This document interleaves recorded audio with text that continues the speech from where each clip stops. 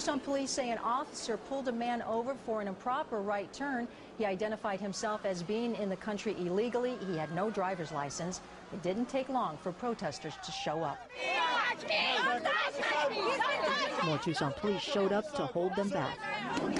Border Patrol managed to get the driver in a vehicle and away from the scene. The chanting stopped, but the focus shifted to two protesters who crawled beneath the red car and refused to move. That is until Border Patrol grabbed them by their feet and pulled them out. America is sending troops to northern Africa to coordinate and manage a global response to a killer virus. The government is at odds with its own military over how to hunt down and eradicate a killer band of terrorists whose influence is spreading around the world. And amidst it all, there remains the issue of who and what is coming over the southwestern border. This as immigration workers themselves are warning anyone who will listen that the Islamic killers are potentially already at the doorstep. Let's get some answers. Welcome to MidPoint. The sheriff of Pinal County, Arizona, just southeast of Phoenix and on the front lines of the battle to keep America safe. Sheriff Paul Babeu joins us today. Sheriff, thank you so much for being here. Thanks for having me on. I appreciate it. Sheriff, it is absolutely our pleasure. Let's get right to it here and figure out where we've been, because thanks to so much else in the media, we've sort of lost track, or at least most of America has, with regard to the border and what's happening there. In your area of Arizona, what has happened in, let's say, the last 30 days? Has much changed at all? At least I would imagine the flow may have changed. Yeah, we've been forgotten about by our president and others in this administration whose their eyes are averted and are off the ball. And if we've been saying for years, not just myself, but countless other law enforcement leaders who actually do the job with our deputies, that this is probably the gravest national security threat that our nation faces, because it provides, with this porous, this open border, a natural avenue of approach for our enemy from any parts of the world, not just ISIS, any possible terrorist threat, because the border is not secure. We had 123,000 illegals, the last figure the Border Patrol put out, right here, apprehended in the Tucson sector. There's 9 sectors of the southwest border. And if that many just basic illegals, let's say they all just want to get a job, if they can make it through deep into the heart of our country, it stands to reason that those people with military training, who are very disciplined,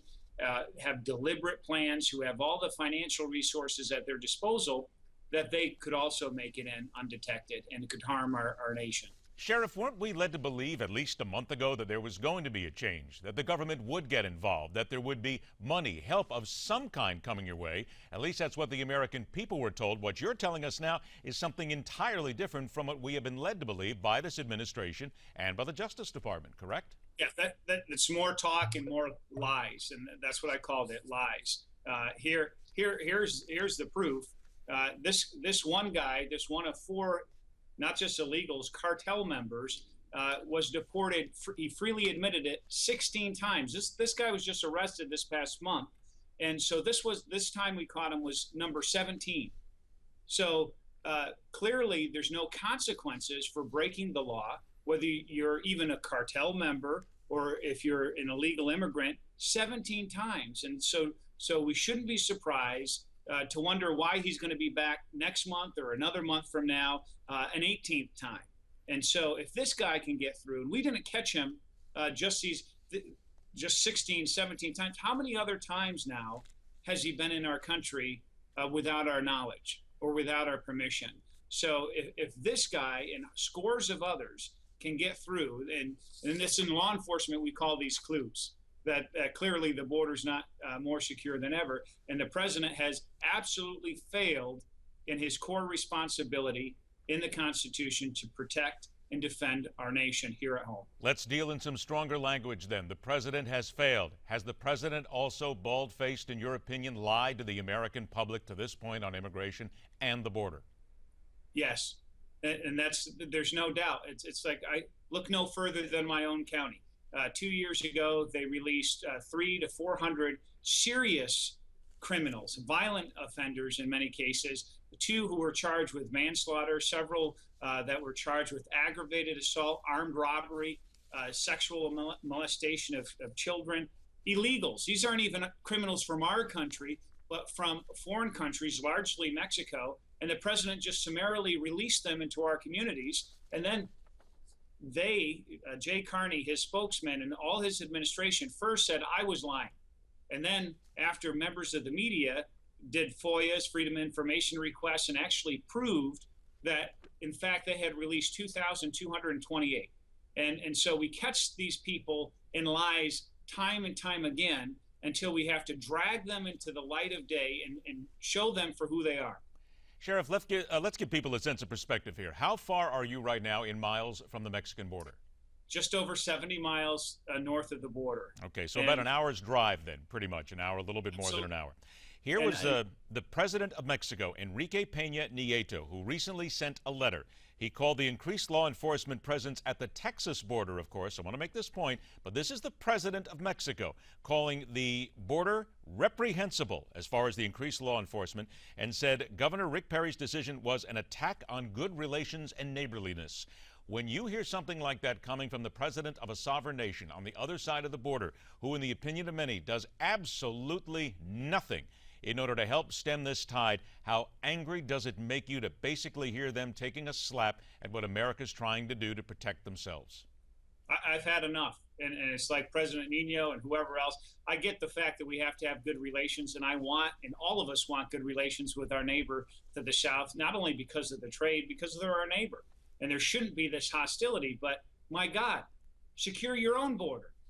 And fight the cartels stronger than what you are. And we as a nation here in the United States, with 2,000 miles to our south, this isn't Iraq or Afghanistan or some far-flung nation that we continue to send our troops and defend other countries. It's like, when are we going to put our own country, America, first? This is about our national security.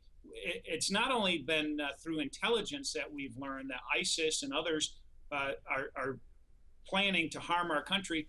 They're telegraphing it. They're announcing it. They're beheading Americans and saying, we're coming for you. So what else do we need to know? The president of the United States hears a message like that, and then he goes, I wouldn't be surprised if he apologizes to the president of Mexico, saying, yeah, you're right, because he's already come out and said Governor Perry is wrong for, quote, militarizing the border. Well, what are we doing in places like Korea? Right now, today, as we're talking live, there's 28,600 soldiers, troops, American troops on the DMZ protecting, guarding, and defending their border. We've been there for 50 plus years, and we do this for countries all over the world. Why don't we put America first, have our soldiers, not just in Texas, all across the southwest border, until this border is secured, not just because of illegal immigration, not because of the drug cartels that we're fighting that are clearly violent, bringing their crime, but far more importantly, the national security threat that presents a very present danger to all Americans. The president has abjectly neglected, has failed in his duty to protect our country.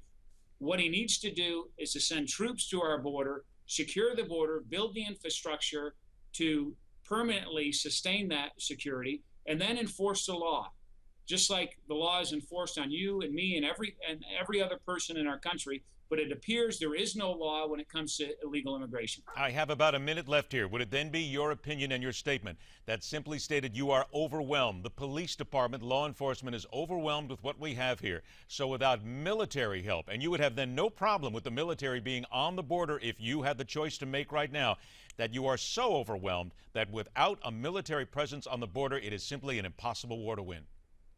Yes, and I've said that. I'm a retired Army officer. I served in Iraq. More importantly, I've served here in our own country in Yuma as a commanding officer of 700 active duty soldiers and airmen, and we supported our heroes in the Border Patrol to secure that sector.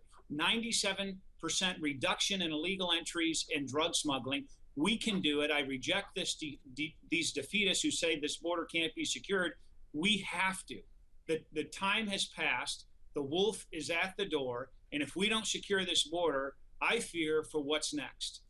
Do you also think that anybody is listening at this point, or are they simply just don't care? I do. Americans are pissed off, to put it frankly. And I praise the Republican majority in the House who has stopped, even though they can't get a lot of things passed, they have stopped bad legislation. They have stopped this Gang of 8 legislation in the Senate. of this path towards amnesty and permanent legal status for up to 20 million illegals here. Congress needs to stand up for itself, like Trey Gowdy has said. They're the lawmakers. And we're going to have to leave it right there, unfortunately, Sheriff. We are out of time, but I want to thank you very much for your comments, and we will be in touch in the future. Thank you again. Thank you so much. Later on this hour, what problem does the CBS Sports Network have with the Pledge of Allegiance? That and so much more right here on MidPoint.